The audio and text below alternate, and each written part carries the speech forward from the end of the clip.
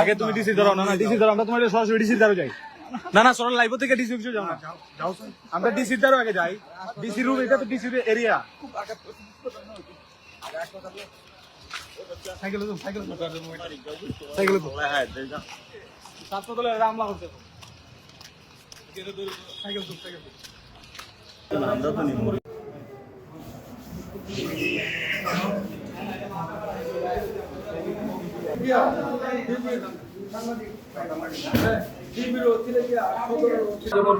বের হয়ে আসলাম, তো মাহাদির সামনের গেট দিয়ে বের হলো আর আমি ওইদিকে বের হলাম। তো ওইদিকে মাহাদি বের হয়ে আসলো আর আমরা ওইদিকে, আমি সাইকেল নিয়ে আসতে আইসি দেখি এখানে কিছু পোলাপান দলের ছাত্র দলের কয়েকজন নেতা কর্মী এবং আরো 20-25 জন পোলাপান মিলে এর উপরে অ্যাটাক করছে, মারধর করছে এবং এখানে স্থানীয় কিছু মানুষ তারা দৌড়ে ছুটাইতেছে। তো আমি আর কারো দিকে না দেখে আমি দূরে আগে ওরে সেভ করলাম।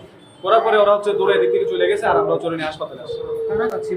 কারা কারা ছিল, অনেকেই ছিল আপাতত আমরা, কারণ আমি মানে ওইভাবে স্পষ্ট করে দেখি না কারা কারা এখানে ছিল। এখানে তার সাথে লোক ছিল, মাহাদি নিজেই ছিল, সে নিজেই বলবে কে কে ছিল।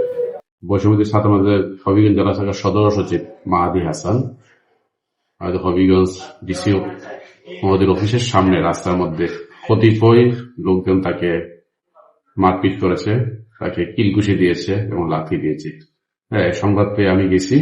আমি প্রাথমিকভাবে যে বিষয়টা জানতে পেরেছি, না ঘটনার প্রাথমিক সত্যতা আছে যে কতিপয় দুষ্কৃতিকারী, কতিপয় ছেলেরা তাকে কিলঘুষি দিয়েছে এবং তাকে লাথি মেরেছে এবং তাকে পরবর্তীতে তাকে উদ্ধার করে চিকিৎসার জন্য হাসপাতালে নিয়ে যাওয়া হয়েছে।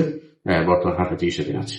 এই বিষয়ে আমি প্রয়োজন আইনের ব্যবস্থা গ্রহণ করবো, অধিকর সাপেক্ষে আইনের ব্যবস্থা গ্রহণ করবো এবং বিষয়টি আবার যাচাই বাছাই করে দেখা হচ্ছে প্রকৃত পরিদিক।